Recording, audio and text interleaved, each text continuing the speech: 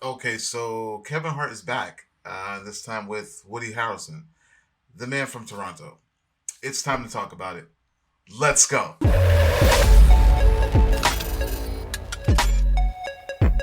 What's going on, everyone? Welcome to Klepcx FM, brought to you by WeAreCritics.com, a place where we talk about movies, television, and pop culture. And if you're into that kind of thing, make sure you hit that subscribe key and that notification bell so you can be up to speed about everything that I talk about here. Okay, ladies and gentlemen, boys and girls, over the weekend, which was a beautiful weekend, by the way, where we are. I don't know what it was like where you are, but here uh, in Massachusetts, it was a beautiful weekend. And I had a chance to kick back and check out the new Netflix movie starring Kevin Hart and Woody Harrelson called The Man from Toronto.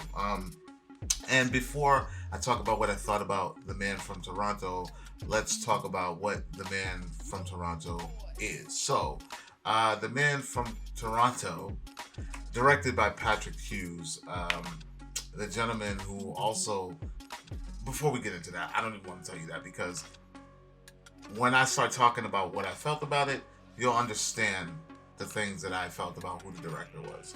Um, Stars Kevin Hart, Woody Harrelson, this wacky comedy about a mix-up. Sometimes these work. When they have the mix-ups where someone mistaken identity. They have the tough character, which is played by Woody Harrelson, who's very brutal, ruthless. People know him. He has a reputation, and somehow, some way, there's a mix-up, and people mistake Kevin Hart as this heartless, ruthless individual. So of course, it's a little bit funny because we all know who Kevin Hart is and what he usually brings to these comedic tables. So that's the gist of this thing. Mistaken identity gone wrong, and things get wackier and wackier along the way.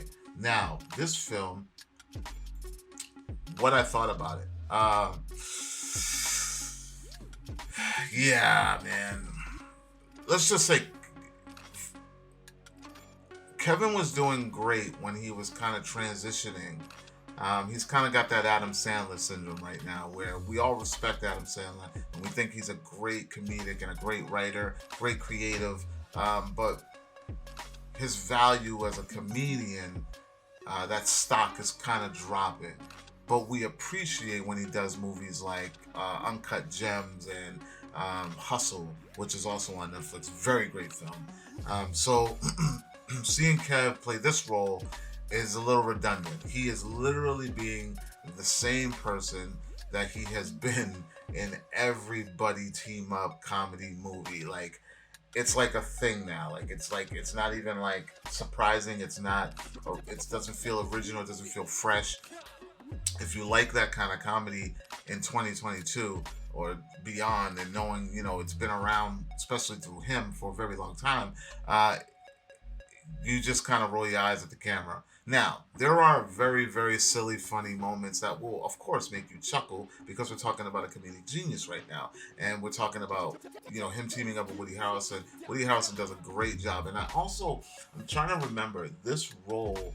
If you guys know about this, have heard about this role that Woody Harrelson played was actually supposed to be someone else, but I can't remember who it was. It escapes me. I should have dug a little research, right? A little more research, but I was kind of anxious to get this out with you guys. But look it up. I believe that this role was supposed to go to someone else, and they turned it down or couldn't do it. So then they went and got Woody Harrelson, which he does great. Woody Harrelson's role is pretty cool. Like, he does a great job. It's just this comedy, this style, this story just doesn't feel fresh at all whatsoever.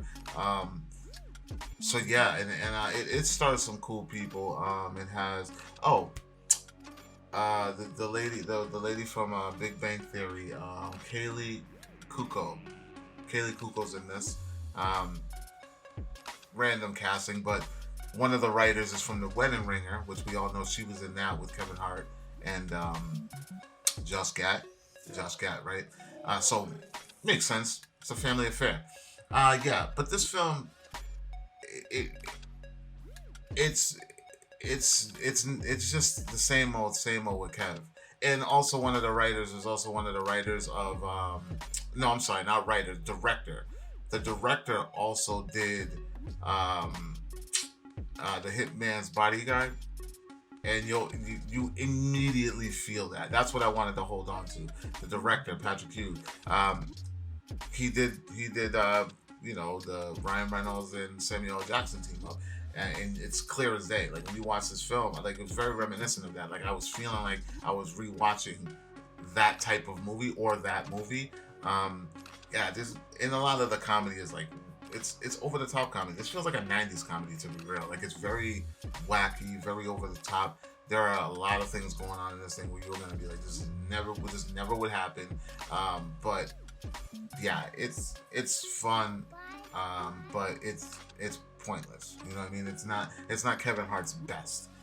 Seeing him, play off of Woody was pretty cool, and don't be surprised, guys. Like the chemistry between these two is so charming at times that I wouldn't be surprised if this thing got a sequel, because it's a better chemistry between Kev and Woody than there was with The Rock and Ryan. I will tell you that.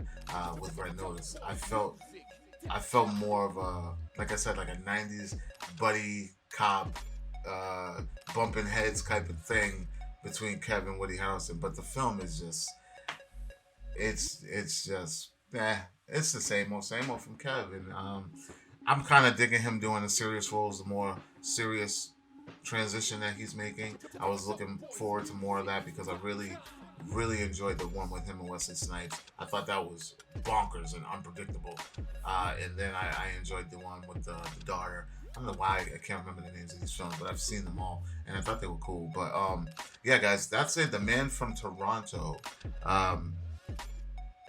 It brings some wackiness. It brings some silly stuff, entertaining in some points, and then just god awful in a lot of other points. It's just pointless. Just pointless TV. Netflix is just making like good straight to TV content with big names, and some of it is just falling by the wayside. But yeah, guys, let me know what you thought. If you saw The Man from Toronto, what you thought. Is this Kevin Hart's best? I don't think so. If you're excited to see it, if you haven't seen it yet and you want to see it, let me know. Drop a comment, like, comment, share. Make sure you subscribe. And for more movie news, television news, and pop culture, guys, check out CritiX.com. And I will talk to you all later. Peace.